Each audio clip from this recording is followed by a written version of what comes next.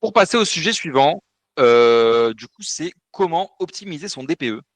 C'est un sujet assez important, je pense, et ça concerne pour le coup vraiment tous ceux qui ont besoin d'un DPE. Bonjour, savez-vous quand il sera possible pour vous de faire l'audit dans le...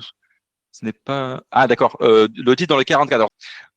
Votre DPE, enfin le DPE, pardon. Euh, Premièrement, avant de parler de conseils et d'astuces, bah, il faut comprendre certaines choses dans le DPE.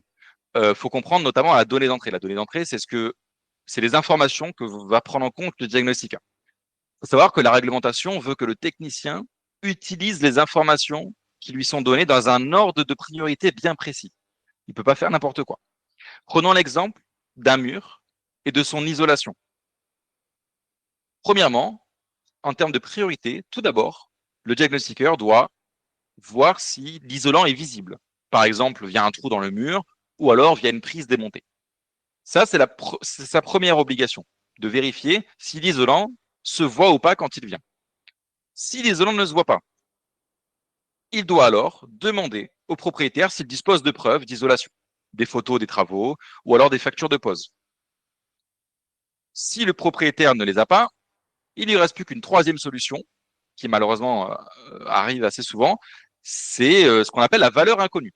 La valeur inconnue, qu'est-ce que c'est? C'est tout simplement le diagnostiqueur qui respecte la réglementation et qui dit bah, je n'ai aucune preuve, donc je ne sais pas.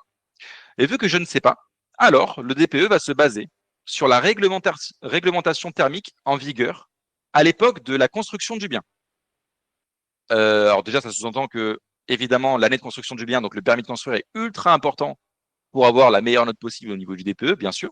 Et donc, selon le DPE, si on met inconnu, ça correspondra à aucune isolation. Et là, vous vous doutez bien qu'en termes de DPE, ça fait un petit peu mal, ça pénalise forcément la note si on insinue qu'il n'y a pas d'isolation. Alors qu'en réalité, le technicien n'insinue rien. Mais dans cette année de construction-là, c'est le DPE qui insinue que logiquement, il n'y a pas de raison que ce soit isolé. Donc ça, déjà, c'est une première information intéressante. Ça peut être une grande raison de pourquoi je suis en G alors que normalement, je consomme à peu près pour du D, par exemple. Mais du coup, qu'est-ce qu'il faut faire par rapport à tout ça? Bah, bien sûr, tout faire pour que le technicien, sur place, ait toutes les preuves suffisantes pour pouvoir renseigner des isolants.